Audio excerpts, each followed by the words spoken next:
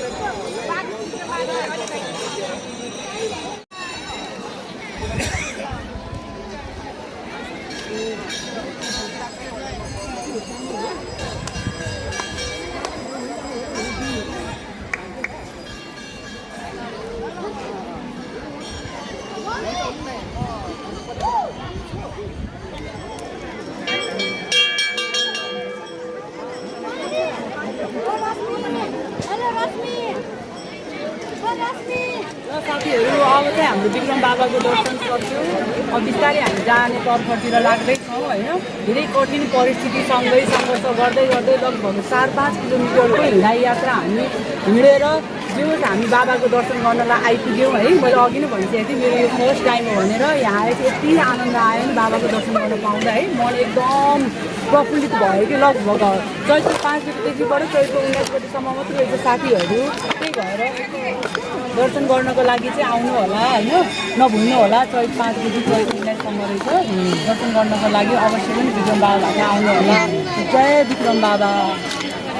गर्छु